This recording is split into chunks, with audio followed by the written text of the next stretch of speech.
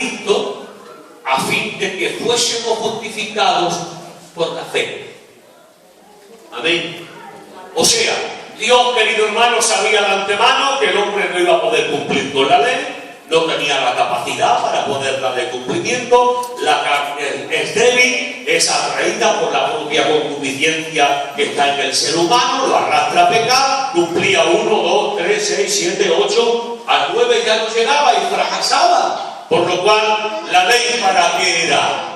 La ley era, hermano, para que el hombre se rindiera, para que el hombre entendiera que no tiene medio, que no tiene capacidad, que el hombre no tiene la virtud de poder restablecer lo que él mismo ha roto. Entonces, querido hermano, la ley fue la criada, la nodriza, fue la que nos cogió de la mano y nos llevó a la dependencia de Cristo para que fuésemos justificados por medio de la fe en Él. Amén. Bendito sea el nombre del Señor. Amén. Por lo cual, querido hermano, el por qué Dios usó esta estrategia sencillamente fue para que el hombre valorara lo que hoy tenemos. Amén. Porque no había medio, ni había dinero, ni había capacidad en nosotros para poder acercarnos a Dios por nuestra propia cuenta. Era necesario de que Cristo, tomando semejanza de carne de pecado, tuviese, querido hermano, que venir a la tierra sencillamente para darle cumplimiento a lo que para nosotros era imposible. Alabados al nombre del Señor.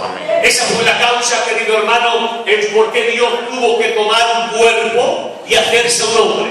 Y digo hacerse un hombre porque hay por ahí unas doctrinas en las que dicen de que Dios tomó un hombre para servirse de él y poder hacer el trabajo que le había encomendado. Eso eran los docetas que desde aquí tenemos que desmentir esa doctrina. ¿Por qué? Porque dice la Biblia claramente en el libro de San Juan, en el capítulo 1 y versículo 14, dice que en el principio el verbo se hizo carne. El verbo se hizo carne y habitó entre nosotros y vimos su gloria, la gloria del unigénito del Padre. Era necesario, hermano, que Dios se encarnara. ¿Para qué? Para poder satisfacer la demanda del Padre. No había hombre en la tierra ni ángeles en el cielo que pudiese satisfacer la demanda que Dios hacía. Por lo cual era necesario que fuese Dios para poder satisfacer, y al mismo tiempo era necesario que fuese hombre para poder morir en una cruz. Amén. Y de esta forma, querido hermano, Dios prepara la ofrenda perfecta para que la demanda del Padre fuese satisfecha y el hombre de nuevo pudiese tener una relación directa con Él. Que bendito sea Él para siempre. Amén. Puede decir la iglesia un fuerte amén. Amén. Por lo cual, hermano querido, yo quisiera hablar en esta tarde un poco. Este era el prólogo para llevarnos al tema concreto, que es hablar del concepto de la justificación. Amén. Hablar del concepto de la justificación. Y si tuviéramos que describir, hermano, el concepto de la justificación, tenemos que decir que es el acto judicial en la que Dios, en virtud de la obra de Jesucristo, declara al pecador justo mediante la fe en Jesucristo. Alabados al nombre del Señor. Amén. Es una decretación que Dios hace, una declaración, y es poder declarar al pecador justo. Parece muy sencillo, parece que eso no tiene mucha importancia, pero hermano querido, aun Dios tiene sus limitaciones. Bendito sea el nombre del Señor. Amén. Aun Dios hay cosas que no puede hacer.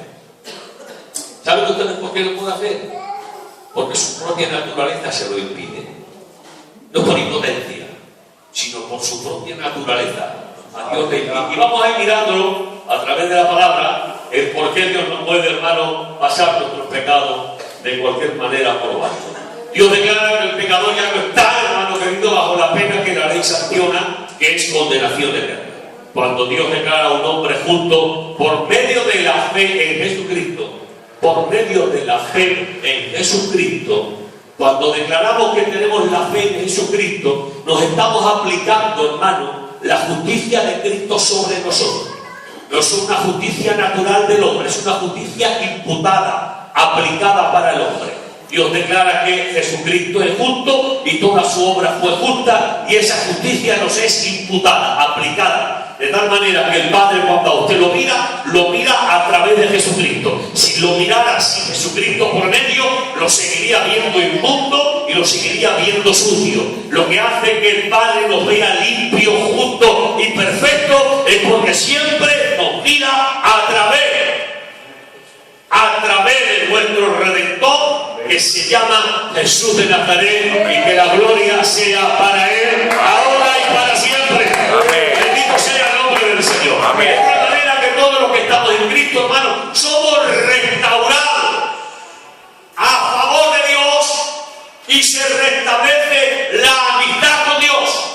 Bendito sea el nombre del Señor. Amén. Todo es por medio de la imputación de la justicia de Jesucristo para nosotros. Amén. Pero recordemos, hermanos queridos, que el pecado es un acto que está contra Dios.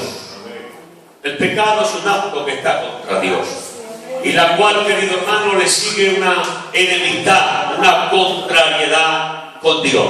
El pecado es algo que lo que hace, querido hermano, que el hombre sea separado del plan de Dios. Y tenemos que decir que el pecado finalmente constituye un hábito, una adicción a pecar. El pecado, querido hermano, se hace dueño del hombre y lo convierte en un esclavo. Dice la Biblia textualmente, porque el que practica el pecado, esclavo es del pecado. El hombre que cae en el hábito del pecado no puede liberarse por sí mismo, no tiene la capacidad. Por eso, querido hermano, ¿verdad? El apóstol Pablo hablaba de que él fue vendido al pecado. Él fue vendido como un esclavo al pecado. Él no tenía la capacidad de poder hacer lo que quería. Había una ley que lo obligaba. Dice en el 7, 14 y 15 de Romanos esa expresión que tantas veces repetimos: yo no sé qué es lo que me pasa, que no hago el bien que quiero hacer, y el mal que no quiero hacer es lo que hago. Y Pablo responde, dice: es la ley del pecado que se revela en mis miembros y me lleva a hacer lo que yo no quiero hacer. Eso es, querido hermano, lo que realmente el hombre, hermano, es ante Dios, es un esclavo. Y tenemos que decir que el pecado, querido hermano, hace de que Dios y el hombre tengan una contrariedad, una enemistad. Y tenemos que decir, querido hermano, si no hay nadie que pueda presentarse ante Dios como justo, porque no hay ni uno. Lo dice la Biblia, el libro de Romanos, capítulo 3, versículo 10. No hay ni uno bueno, ni uno justo, ni uno que haga el bien, ni uno, ni tan siquiera uno. Si no puede presentarse como justo, ¿cómo puede presentarse delante de Dios como un pecador? ¿Qué puede hacer Dios para reparar eso? ¿Por qué? Porque al mismo tiempo, querido hermano, tenemos que decir que el pecado es un hecho irreversible, que no se puede coger y tirar a la papelera y disolverlo. Dijo un hombre: lo hecho está hecho, y no puede ser no hecho. En otras palabras, lo hecho está, y no hay que lo levante. Y el pecado, hermano, el pecado es algo que ni aún la omnipotencia de Dios puede borrar nuestro pasado, ni puede borrar nuestro pecado, ni aún la omnipotencia de Dios puede hacerlo. Sencillamente, ¿por qué, hermano? Porque la justicia de Dios, hay un texto en el libro de los Proverbios, en el capítulo 17, versículo 15, dice: el que justifica al impío y el que condena al justo, ambos es abominación para Jehová.